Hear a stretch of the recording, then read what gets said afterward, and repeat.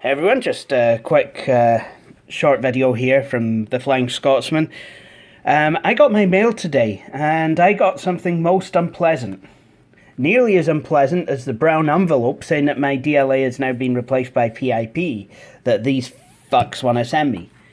But what luckily it's not happened yet, but what I want to talk about here is this. Now I've just got this leaflet in, encouraging me to vote for my local Scottish Conservative and Unionist candidate for Aberdeen North, Grace O'Keefe. Sorry, Freudian slip there. And, you know, the usual load of pish about opposing a second independence referendum, and then lies, and more lies, and a Hotmail address. You know, pause the video now if you want to. I'm not going to condone. I'm not going to condone sending this Hotmail address any kind of nasties or viruses. But whatever happens, happens. Anyway, what I wanted to talk about is this graph here. Now, I've seen this quite a bit on Facebook, and it's only today that I've got this. And it wasn't delivered to me by someone from the party that came and did canvassing. No, this was delivered through the normal post. So obviously they're too scared to come to my house and feared to get the bloody bollocks kicked in. No, I wouldn't do that. But this graph is the more interesting thing. Now it shows rightly that the SNP are at 44%, Conservatives are at 33%, Labour is at 13%, and the Lib Dems are at 5%. Now, I can't dispute the figures, but what I can dispute is the shape of the bar graph.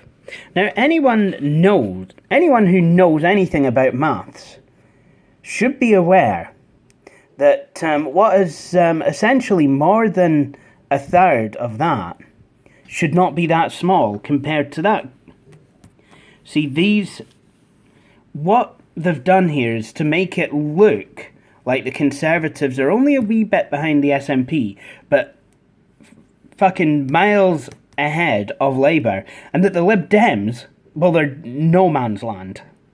Which they kind of are, but they put them more in no man's land than they really are. Now, I've just undertaken to do the same graph in Excel with percentages. So let's have a look at that now. As you can see, it's still kind of a similar shaped graph. I'm not disputing that. Same figures and everything.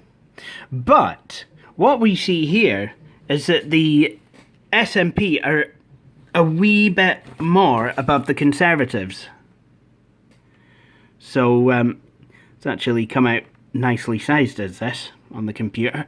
You see, it's just a wee bit more, as is the case. I mean, these guys, you know, are ahead of the Conservatives, but they are by a wee bit more than this graph would have you believe.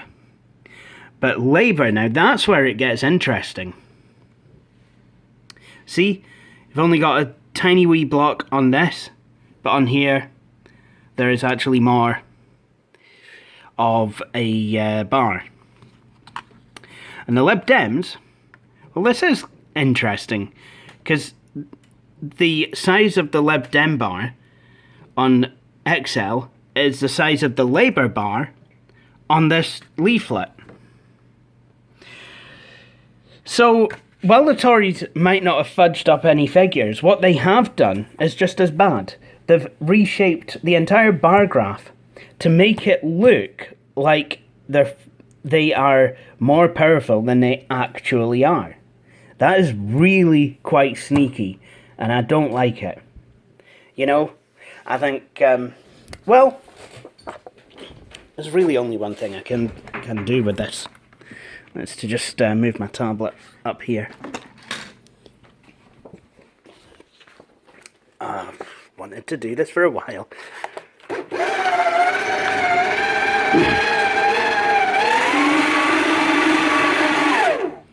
I think that's the best thing to ever happen to this manifesto.